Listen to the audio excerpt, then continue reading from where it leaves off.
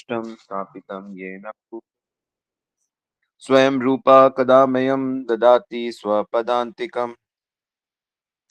वन्देऽहं श्रीगुरो श्रीयुतापदकमलं श्रीगुरून् वैष्णवान् च श्रीरूपं साग्रजातं सगण रघुनाथान्वितं तं सजीवं साद्वैतं सावधूतं हरिजनसहितं कृष्ण चैतन्य देवम् श्री राधा कृष्ण पदान् सगण ललिता श्री विशाखान्वितं च।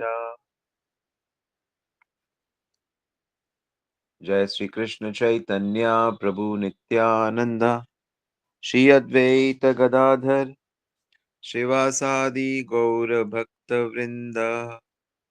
हरे कृष्णा कृष्णा कृष्णा हरे हरे, हरे राम राम राम हरे हरे।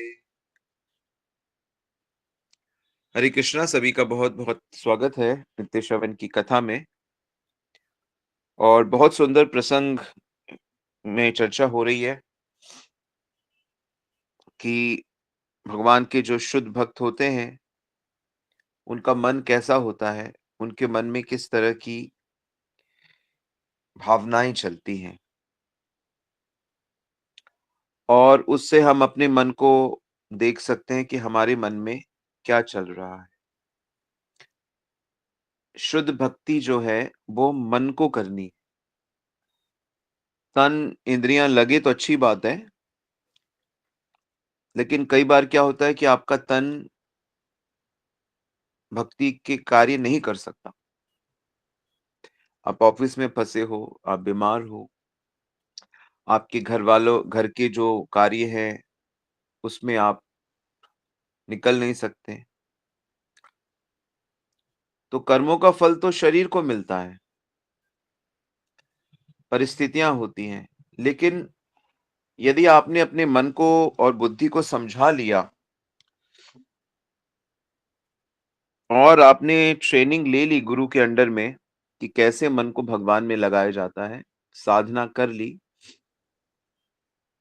तो आप हर परिस्थिति में भक्ति कर सकते हो।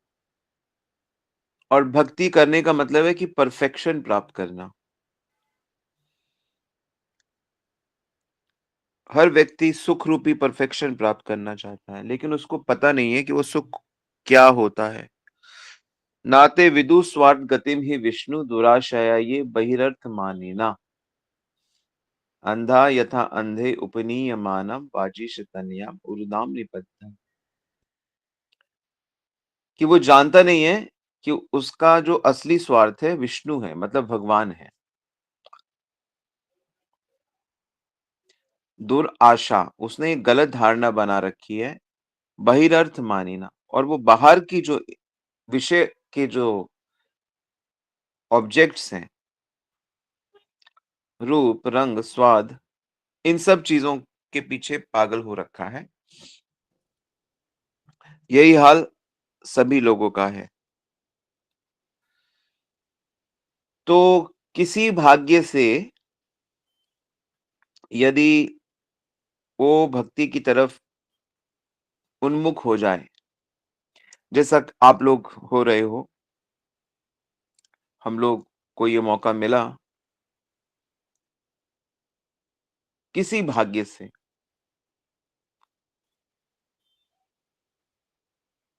ऐसे भक्ति समाज में है पर बहुत कम है, क्योंकि ये माया का संसार है ना, और उसमें भी कलयुग चल रहा है। तो इसमें दिखावा है। माया के संसार में प्रकृति के गुण है और दिखावा है। कलयुग के कारण दिखावा ज्यादा है, लड़ाई झगड़ा ज्यादा है। भक्ति मुट्ठी भर लोग करते हैं और दिखावे की भक्ति बहुत करते हैं लोग, लेकिन शुद्ध भक्ति बहुत कम करते हैं। और कृष्ण ने गीता में भी बताया है इस बात को। चैतन्य महाप्रभु कहते हैं कि कोटिर मुक्ति मध्य एक दुर्लभ कृष्ण भक्त, कि मुक्ति के पीछे जाने वालों में भी कोई कोई दुर्लभ होता है कृष्ण भक्त।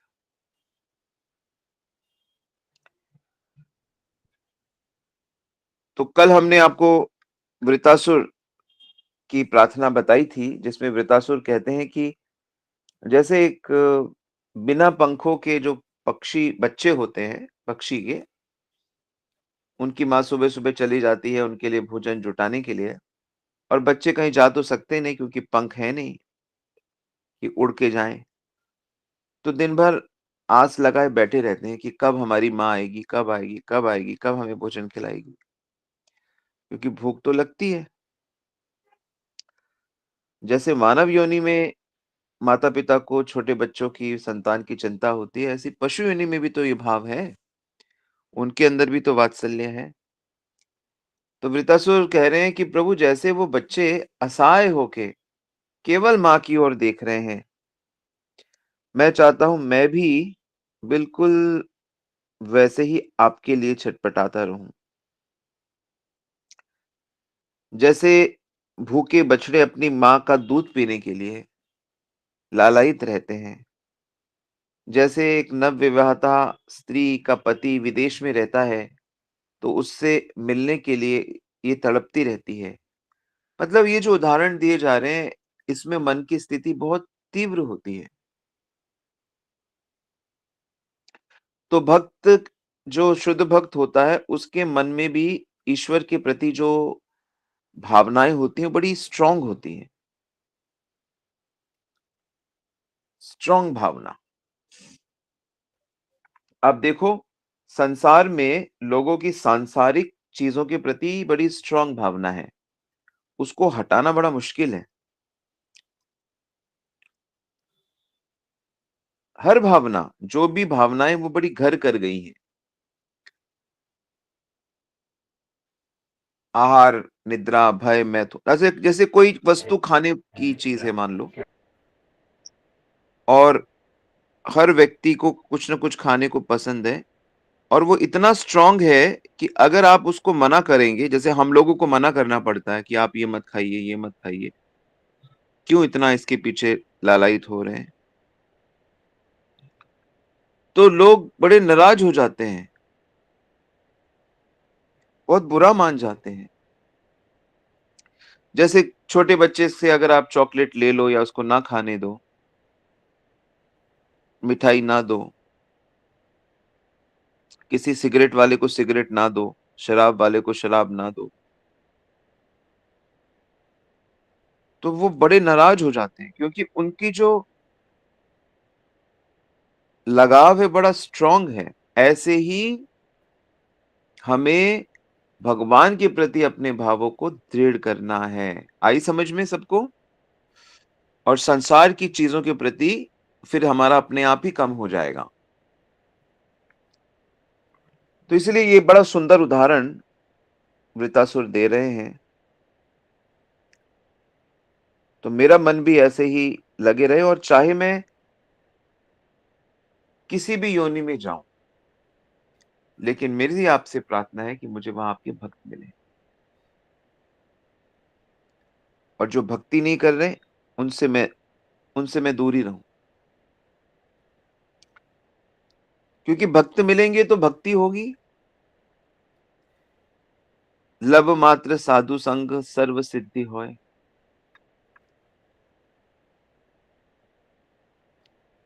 अच्छे भक्त का थोड़ा भी संग हो जाए, चाहे ट्रेन में हो जाए, प्लेन में हो जाए, कहीं आते-जाते पड़ोस में हो जाए, मंदिर में हो जाए, जहाँ सच्चे भक्त का संग होगा, भक्ति का बीज लग जाएगा, भक्ति का पौधा बढ़ने लगेगा। ऐसे ही एक बड़े सुंदर भक्त हुए हैं भीष्म। भीष्म से ज्यादा शक्तिशाली कोई हुआ नहीं पृथ्वी पे अभी तक, और महान शास्त्रों के ज्ञाता।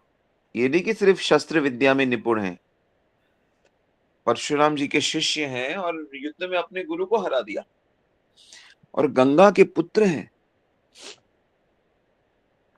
गंगा पुत्र, जिस गंगा में नहाने के लिए पूरा देश प्रयागराज में जा रहा है,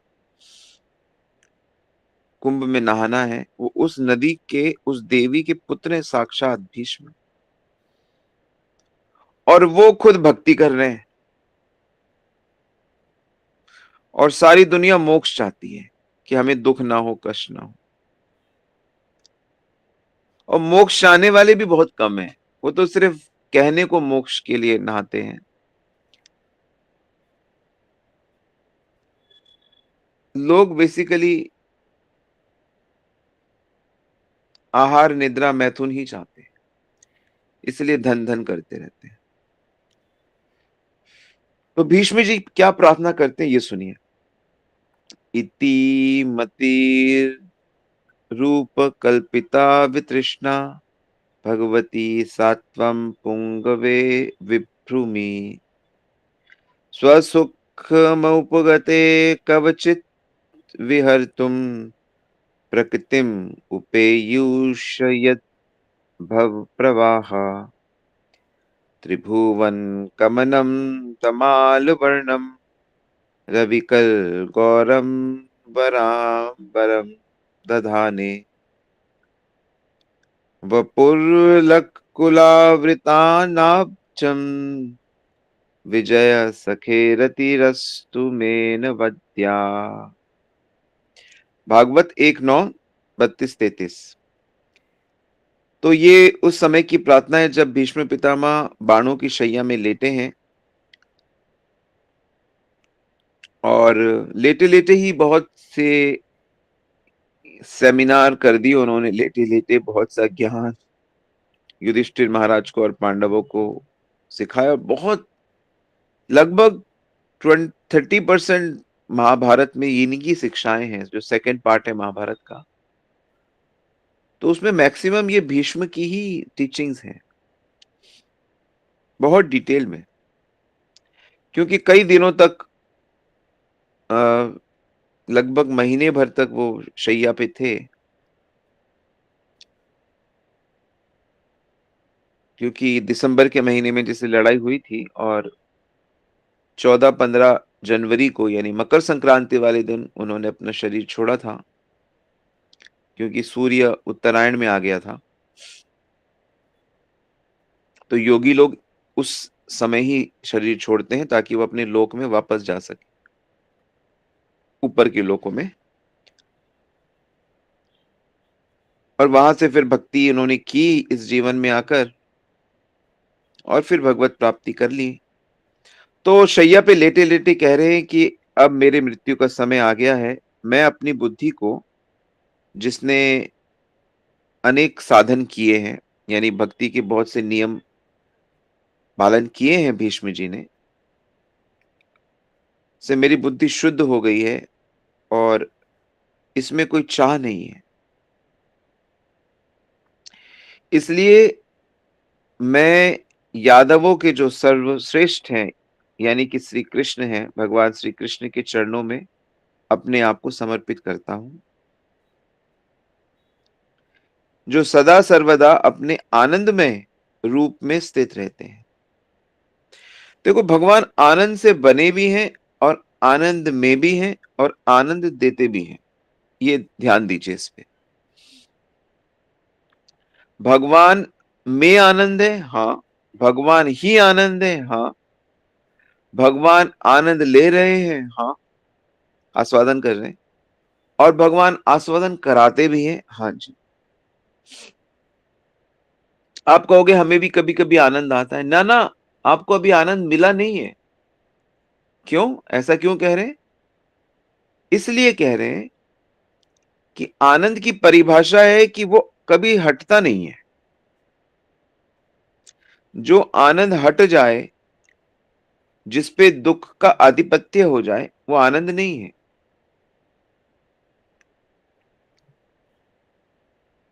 वो तो टेम्पररी सुख है।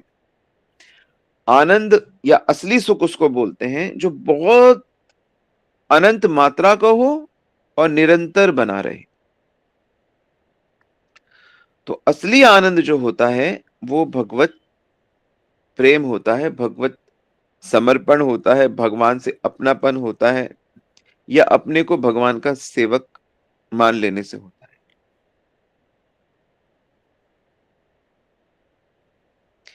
तो ये श्री कृष्ण आनंद में स्थित रहते हैं, आनंद इनका स्वरूप है। और ये लीला करने की इच्छा से इस प्रकृति को स्वीकार करते हैं, यानी हमारे बीच में आते हैं। नहीं तो हम भगवान को थोड़ी देख सकते हैं। भगवान को तो इन भौतिक आंखों से, कानों से ना देखा जा सकता है, ना सुना जा सकता है, क्योंकि भगवान प्रकृति के बाहर हैं। वो दिव्य प्रकृति में रहते हैं। उनका शरीर, उनका व्यवहार, उनका सब कुछ परमानेंट है ना। तो माया तो परिवर्तनशील है।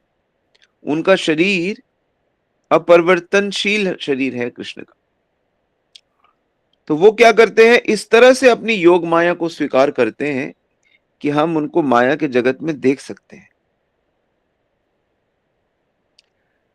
तो बहुत से जो भक्त नहीं थे वो भी देख रहे थे कृष्ण को।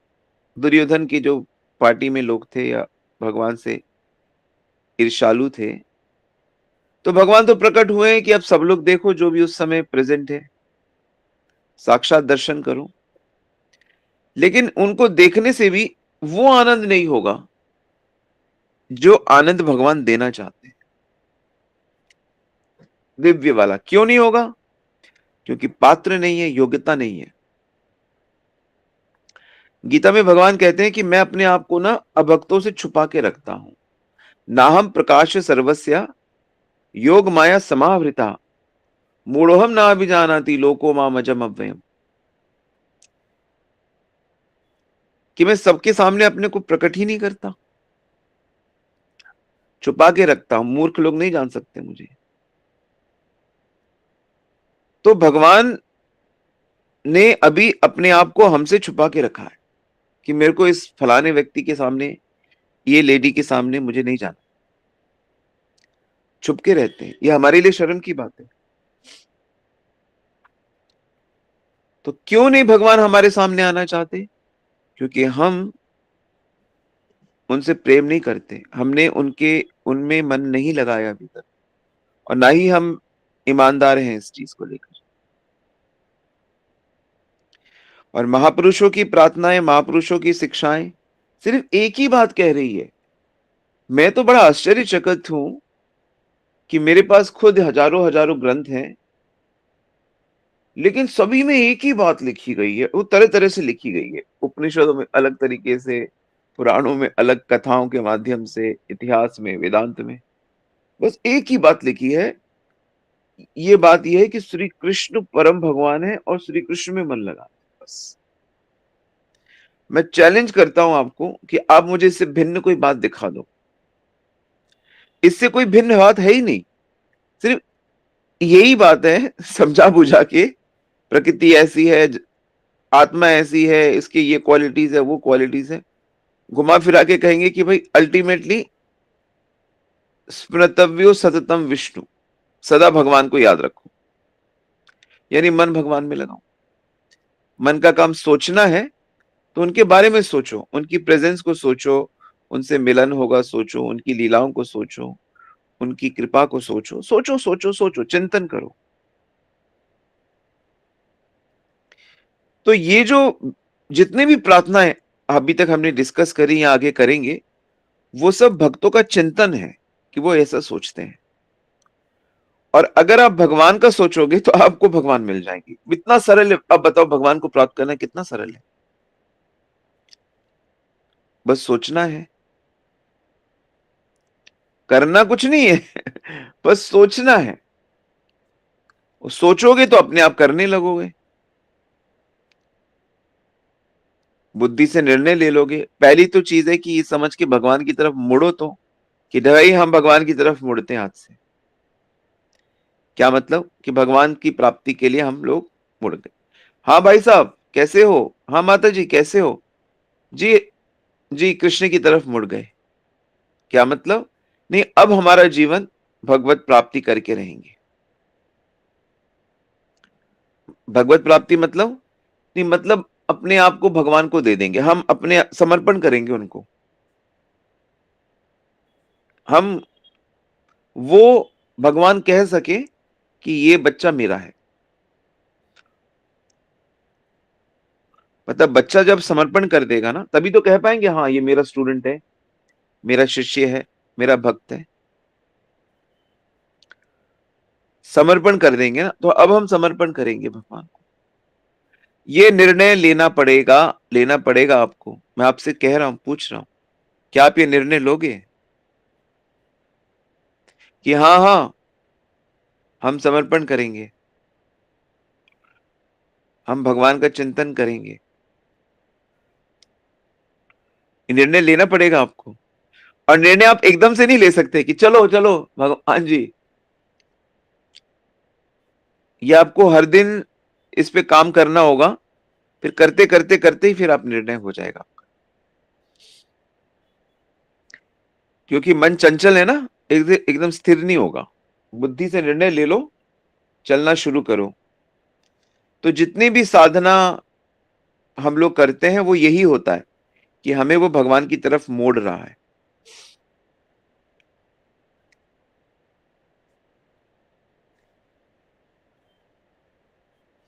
तो भगवान लीला करने के लिए अपनी इच्छा से प्रकृति को स्वीकार करते हैं, और इसी कारण ये परंपरा चलती रहती है। और भगवान का जो शरीर है ना, त्रिभुवन कमनम तमाल वर्णम रविकर गौरव रामबरम विपुरल कुलावृतानाब्जम विजय सखे रतिरस्तु मेनवद्या। त्रिभुवन सुंदर, श्याम तमाल के समान। तमाल एक वृक्ष होता है, उसका जो तने में जो जो लकड़ी लगी होती है वो श्याम वर्ण की होती है, बड़ा सुंदर होता है रंग, तमाल का वृक्ष। और सूर्य की किरणें जैसे हवा में जैसे चमकती रहती हैं, ऐसे ही उनके शरीर में पीतांबर लहराता रहता है।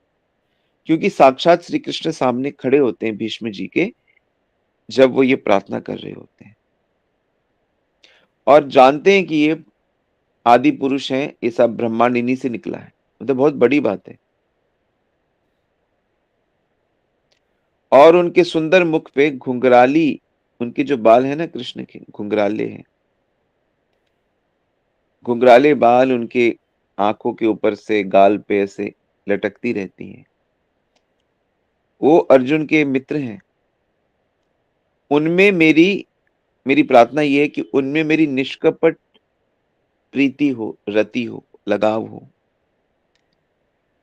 तो इतने बड़े मिलिट्री के कमांडर इन चीफ हैं भीष्म पितामह,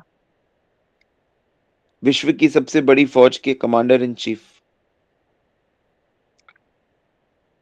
वो अपने हृदय में ये भावना रखते हैं कि मेरा मन भगवान कृष्ण में समर्पित हो जाए।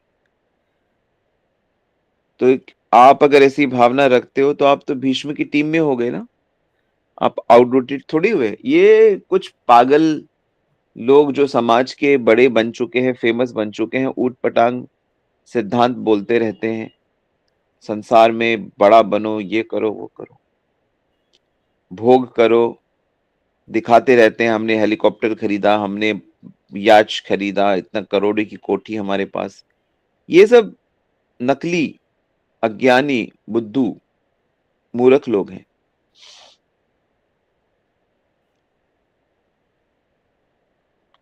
ये भीष्म पितामह, ये रांति देव, ये शिबी महाराज, ये असली है।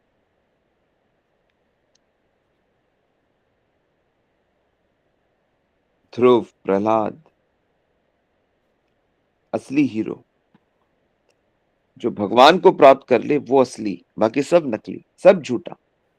चाहे वो चीफ मिनिस्टर हो, प्राइम मिनिस्टर हो, या वर्ल्ड लीडर हो, सब नकली। असली है वो बालक, वो बालिका, वो गरीब, वो असहाय व्यक्ति भी परफेक्ट है जिसने अपने मन को भगवान में लगा दिया। ये भागवत गीता वेद शास्त्रों का अंतिम निर्णय, और कितना सही है।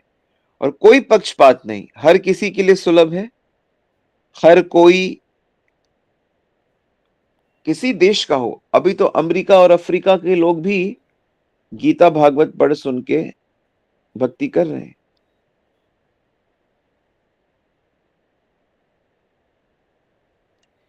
तो ऐसे सुंदर श्री कृष्ण जो श्याम रंग के श्याम हैं, तमाल के समान उनका वर्ण है, पीतांबर और सुंदर उनका वर्णन करते हैं। उनमें मेरी प्रीति हो, निष्कपट प्रीति हो। तो क्या है परम लक्ष्य? भगवत प्रेम। देखो भगवत प्रेम है उनको, और प्रेम है इसीलिए भगवान उनके साथ लीला कर रहे हैं। उनके उनके जीवन में कुछ संबंध बना के भगवान पांडवों के साथ, इन सब महापुरुषों के साथ मिल रहे हैं, सुबह शाम उनके यहाँ प्रसाद पा रहे हैं। बड़े हैं तो उनके चरण छू रहे हैं, छोटे हैं तो उनको गले लगा रहे हैं, आशीर्वाद दे रहे हैं। तो किस तरह से भगवान हम जीवों के साथ घुल मिल के लीला करते रहते हैं। आपको भी मौका मिलेगा, हम सबको मौका मिलेगा आगे चलकर भगवान के साथ लीला करने का, जब हम उतनी प्रीति विकसित कर लेंगे।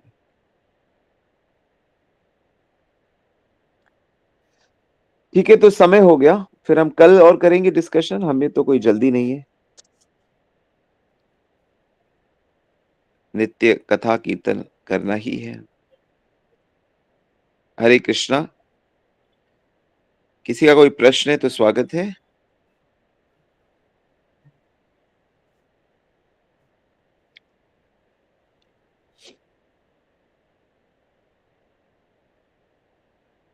हरे कृष्णा प्रभु जी, दंडवत प्रणाम। जी जी मैया।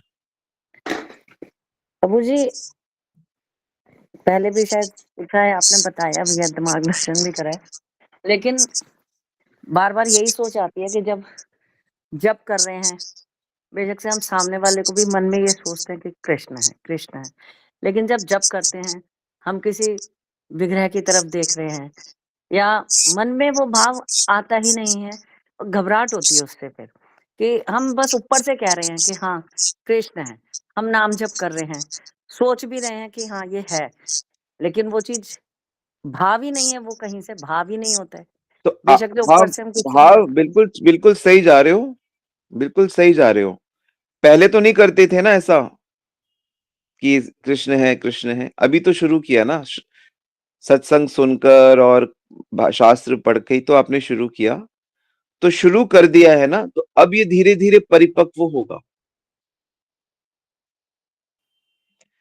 पहले जब ये भाव आपका पक्का हो जाएगा तो यानी कि और सिद्धि हो गई ना आपकी, आप सिद्ध भक्त बन गए, आप सिद्ध संत हो गए ना। सिद्ध मतलब पक्का, परफेक्शन।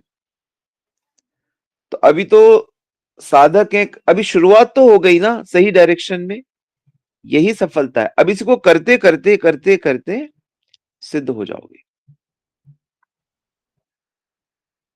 तो जैसे मैं कल रांति देव की कथा सुना रहा था, तो रांति देव का यही तो है कि वो बहुत दिनों से उपवास था, और बहुत दिनों के उपवास के बाद जब उनको कहीं से घी हलवा खीर ये सब मिल गया, और जैसे ही खाने लगे तो ब्राह्मण आ गए कि भूख लगी है, तो उनको दे दिया कुछ। फिर खाने लगे तो फिर एक व्यक्ति अपने कुत्तों को लेके आ गया कि मैं भी भूखा हूं, तो बचा हुआ उसको भी दे दिया। फिर खाने लगे तो एक शूद्र आ गया कि मैं भी बहुत भूखा हूं, तो उसको दे दिया। बस अब पानी रह गया, अब पानी पीने लगे तो फिर एक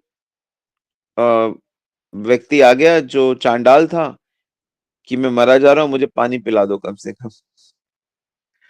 तो सबके अंदर भगवान देख रहे थे, रांति देव सबके अंदर ईश्वर को देखकर उनकी सेवा के भाव में वो दे रहे थे। और फिर जब इतना पक्का उनका भाव होता है तो फिर ब्रह्मा विष्णु महेश प्रकट हो जाते हैं कि रांति देव तुम्हारा तो भाव बिल्कुल पक्का है, मांगो क्या मांगना। कहते क्या मांगना, कुछ मांगना ही नहीं, प्रभु आपकी सेवा करते रहे, क्योंकि सब कुछ तो प्राप्त हो चुका है। तो ऐसे होते हैं भक्त। तो घबराओ मत, प्रैक्टिस करते रहो और उनसे प्रार्थना करते रहो कि हे प्रभु, मैं सबके भीतर आपके दर्शन करूं, मेरा सबके प्रति सेवा भाव हो, आपके में समर्पित रहूं, मुझे कुछ और मिले ना मिले, आपके भक्तों का संग मिले, आपकी कथा लीला सुनती रहूं, ऐसी प्रार्थना करती रही और हो जाएगा। होना ही है। मैंने कहा ना, डोर एक तरफ आपने पकड़ी है, एक तरफ कृष्ण ने पकड़ी है। इसलिए वो खींच लेंगे आपको अपनी ओर। इसीलिए कृष्ण नाम का मतलब ही होता है जो खींच लेता है अपनी ओर, आकर्षित कर लेता है। ठीक है? जी प्रभु जी।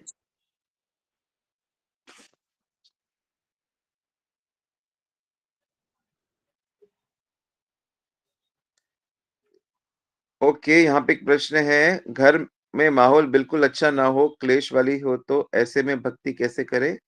उस समय खुद को मूड अपसेट होता है ऐसे में। ये प्रश्न कल भी आया था। तो इसका यही है सिस्टर कि आपको जो भी सिचुएशन है वो भौतिक सिचुएशन है। भौतिक चीजें अच्छी बुरी होती हैं लेकिन उसका आत्मा से कुछ लेना देना नहीं होता। पर क्योंकि आप उसमें कृष्ण नहीं देख पाती हो, इसलिए वो चीजें असली लगती हैं। भौतिक चीजें, भौतिक जगत के बारे में एक आपको बात बताता हूं। भौतिक जगत की चीजें हमेशा बदलती रहती हैं। आज बुरी है, कल नॉर्मल हो जाएंगी, परसों अच्छी हो जाएंगी। आज अच्छी है, कल खराब हो जाएंगी, बदल जाएंगी। तो क्लेश है, परेशानी है, उसमें कैसे कहना है, उसमें भाग नहीं लेना आपने। आपने भौतिक क्रियाओं को भौतिक तरीके से देखना है बस, कि अच्छा देखो भौतिक लोग ऐसे करते हैं।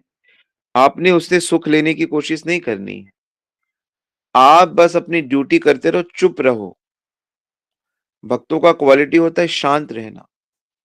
कोई कुछ कह रहा है उल्टा सीधा आपको डांट रहा है, चुप रहो बस। चुप, बिल्कुल चुप। आपका जो कर्तव्य है पति के प्रति, बच्चों के प्रति, सास के प्रति, उसको करते रहो, सेवा भाव से करते रहो, उनके अंदर भगवान देखकर। ये परीक्षा पास करनी ही पड़ेगी। तो भौतिक चीजों में भाग मत लो। वो भौतिक क्रियाएं हैं, वो हो रही है, उनको होने दो। और क्या क्रियाएं हो रही हैं? यही हो सकता है ज्यादा से ज्यादा कि आपको डांट रहे होंगे, आपकी बुराई कर रहे होंगे, या पैसे का किसी से उधार लिया होगा, वो परेशानी हो रही होगी, या कोई बीमार होगा, कोई व्यक्ति, उसको लेके पैसे की प्रॉब्लम होगी, मान सम्मान की प्रॉब्लम होगी, या सेहत की प्रॉब्लम होगी, या किसी ने कुछ कह दिया तो इसको लेके झगड़ा होगा, या पैसे लेकर आओ, ये लेकर, यही बस, और तो नहीं है भौतिक जगत में, और कोई चौथी पांचवी चीज थोड़ी है। इन्हीं को लेके लोग क्लेश करते रहते हैं। तो भक्त भक्त तो मान सम्मान चाहता नहीं है। वो तो कह रहा है भाई ये हो रहा है होने दो, अपना उसमें भाग ना लो। ठीक है, कोशिश करेंगे।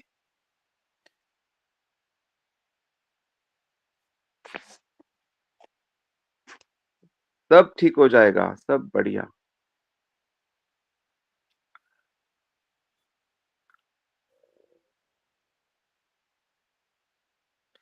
भीष्म जी इतने कष्ट में थे, इतना भीष्म जी बाहर से दिख रहा है कष्ट में, बाहर से दिख रहा है तीर घुसे हुए हैं, ये हो रखा है, लेकिन वो एक्चुअली में दिव्य आनंद में है, भक्ति के कारण। भक्त है ना, इसलिए। तो बाहर से दिखता है भक्त कष्ट में है, गरीब है, ये है, वो भक्त परम सुखी है। और भक्ति करने से आप इसे अनुभव कर पाओगे। प्रश्न है, उत्तरायण में पापी मनुष्य, नहीं नहीं, सबके लिए नहीं है, योगियों के लिए होता है। योगी लोग उत्तरायण में अपने शरीर को स्वेच्छा से छोड़ते हैं और ऊंचे लोकों में या भगवत धाम जाते हैं। भक्त तो जब मर्जी शरीर छोड़े, वो भगवत धाम जाता है। और नॉर्मल लोगों के लिए नहीं होता ये सब। नॉर्मल लोग तो जो भक्ति नहीं कर रहे, उनके लिए चाहे कभी भी छोड़ो, वो तो उसके कर्मों के अनुसार फल मिलेगा उसे। किसी भी दिन छोड़ो, किसी भी जगह पे छोड़ो। वृंदावन बाहर नहीं है, वृंदावन मन में होना चाहिए। धाम मन में होना चाहिए, भक्ति मन में होनी चाहिए, तब फल मिलेगा। यम यम वापी स्मरण भावम, तजेन अंते कलेवरम, जिस जिस भाव से शरीर छोड़ोगे वही मिलेगा। ये सिद्धांत है। ठीक है, तो भक्त बन गए तो निश्चिंत, और भक्त नहीं बने तो जीवन अच्छा नहीं हो सकता। ठीक है। हरे कृष्ण प्रभु जी। एक जी प्रश्न और है प्रभु जी, अभी पूछ सकते हो या कल पूछ लें प्रभु जी? जी जी कहिए। थोड़ा सा भौतिकता का प्रश्न है प्रभु जी, कि ज्यादातर जो हम समाज में महसूस करते हैं, हम अपने आप से ही शुरू कर देते हैं।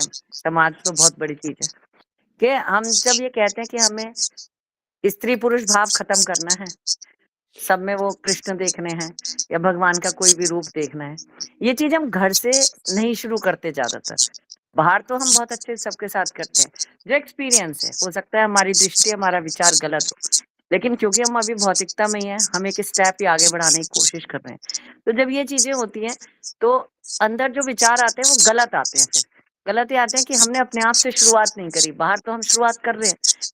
तो क्या हम इसको खाली दिखावा कहेंगे या हम शुरुआत कर रहे हैं भक्ति में? कहाँ वो गलती है? मतलब हमारी सभी के लिए है वो चीज, अपने से शुरू करते हैं तो इसको कैसे हाँ, ठीक करेंगे?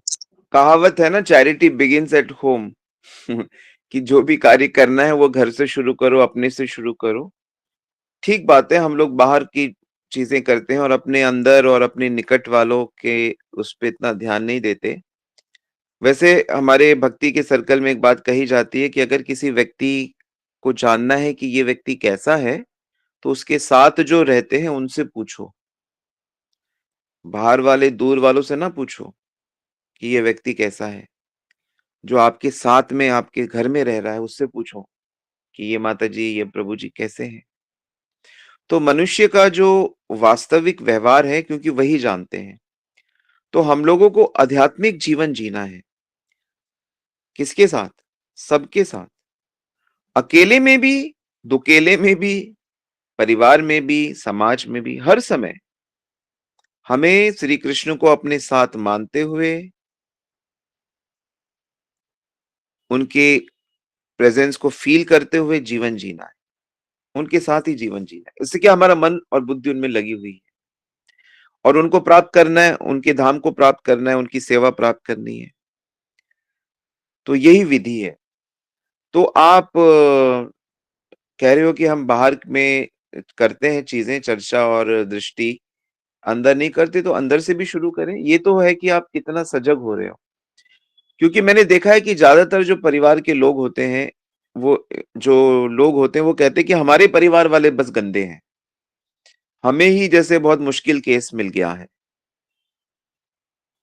तो उनको लगता है ये ठीक नहीं हो सकते, इनसे बन नहीं सकती, ये सुधर नहीं सकते। पर ऐसी बात नहीं है। ये गुणों का खेल है और प्रकृति के गुण बड़े मुश्किल सिचुएशन क्रिएट करते हैं, पर उनके लिए जो माया में रहते हैं। यदि आप भक्ति करेंगे तो आपकी चेतना इतनी अच्छी हो जाएगी कि आप गंदगी के अंदर भी भगवत अनुभूति कर लोगे। तो भौतिक समस्या है, लेकिन इसका जो सॉल्यूशन है वो आध्यात्मिक है। जी प्रभु जी, धन्यवाद, कोशिश करेंगे। जी, और वो कोशिश में ही आपकी सफलता है। एक प्रश्न और है, लास्ट प्रश्न। प्रभु जी, भौतिक समस्या भक्ति को भी प्रभावित करती है, कर से कैसे बचे? नहीं, नहीं कर सकती।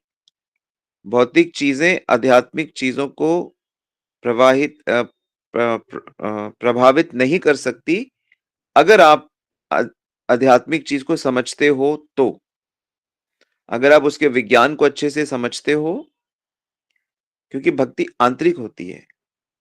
प्रहलाद जैसे बालक की भक्ति को उसके पिता छेड़ भी नहीं पाए, जबकि वो पिता होकर जहर खिला रहे हैं, सांप के कमरे में छोड़ रहे हैं, पहाड़ से फेंक रहे हैं, आग में बिठा रहे हैं। लेकिन प्रहलाद को फर्क नहीं पड़ा, क्योंकि उसका मन भगवान में लगा हुआ है। तो आप कोशिश करो और भगवान से प्रार्थना करो कि हे प्रभु, गुरु से प्रार्थना करो, गुरुदेव मुझे आशीर्वाद दो कि मैं हतोत्साहित ना हूं और मैं हर सिचुएशन में भक्ति कर सकूं। तो उनकी प्रार्थना से आपकी बात बन जाएगी। और जैसे मैंने कहा, श्रवण करते रहो, लिखते रहो, धीरे-धीरे वो बोध आ जाएगा, समझ आ जाएगी कि हर मुश्किल से मुश्किल व्यक्ति के साथ, मुश्किल से मुश्किल सिचुएशन में कैसे भक्ति करते हैं। और भगवान अगर एक तरफ से मुश्किल आती भी है, तो भगवान दूसरी तरफ से दरवाज़ा खोलते रहते हैं।